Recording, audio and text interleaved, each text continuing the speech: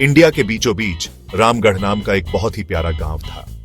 वहां मिट्ठू नाम का एक बड़ा ही समझदार तोता रहता था, जिसे एक अनोखा शौक था। बाकी तोतों से अलग मिट्ठू शब्दों को इकट्ठा करता था, उनकी फीलिंग्स और मतलब को समझते हुए। अपने बरगद के पेड़ पर बैठे बैठे वह गांव की आवाजें सुनता था, गॉसिप, कहानियां और लोरी। मिट्ठू को पता था कि लड्डू जैसे शब्द खुशियां लाते हैं, जबकि दुख से उदासी आती है। गांव वाले उसे बहुत पसंद करते थे, अक्सर उसके पास रुककर उसके नए शब्द सुनते थे। बच्चे उसे खाने की चीजें देते थे और बदले में मिट्ठू उन्हें अपनी वर्ड प्ले से एंटरटेन करता था। वह सिर्फ एक पेट नहीं था, वह एक दोस्त था और रामगढ़ के ताज का एक चमकता हुआ हीरा था। शब्दों को समझने की मिट्ठू की खूबी ने उसे गांव की खुशियों और दुखों का एक शांत ऑब्जर्वर और रखवाला बना दिया था। उसकी मौजूदगी रामगढ़ की डेली लाइफ का एक बहुत खास हिस्सा थी। मिट्ठू को शब्दों से बहुत प्यार था। उसका क्लासरूम पूरा गांव था। उसने पंडितों, स्कूल के बच्चों और किसानों से सीखा, शब्दों को इमोशन से जोड़ा। मिट्ठू की शामें हिम्मत और प्यार की कहानियों से भरी होती थी, जिससे उसे यह सीखने को मिला कि शब्द गांव को एक साथ जोड़ते हैं। उसकी बढ़ती वोकैबुलरी ने गांव वालों को हैरान कर दिया, क्योंकि वह रोजमर्रा की जिंदगी में प्लेफुल तरीके से पार्टिसिपेट करता था।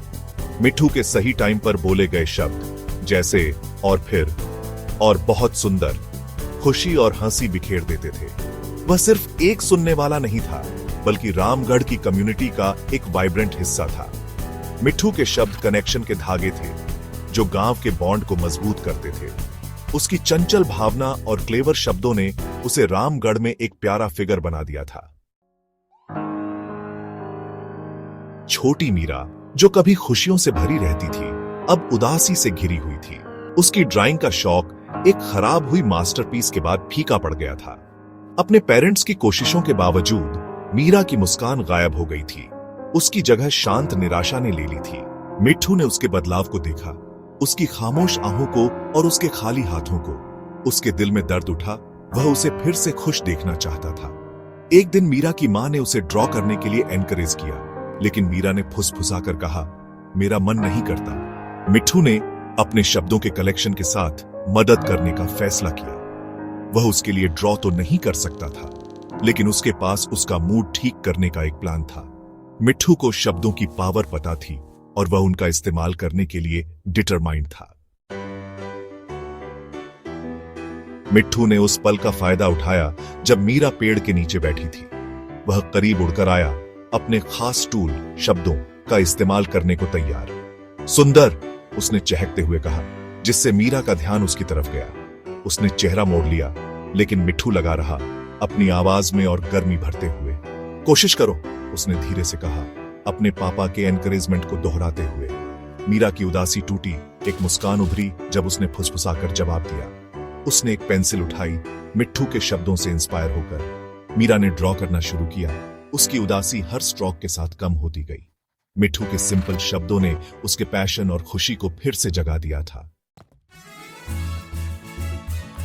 मीरा के पेरेंट्स खुश हुए, यह सुनकर कि मिट्ठू के शब्दों ने उसके दिल को कैसे ठीक किया था। यह कहानी फैल गई और मिट्ठू रामगढ़ में एक हीरो बन गया। गांव वालों ने दयालु शब्दों की पावर सीखी, जिससे उनके बातचीत करने का तरीका बदल गया। गॉसिप तारीफ में बदल गई और मुस्कानें और गर्म हो गई।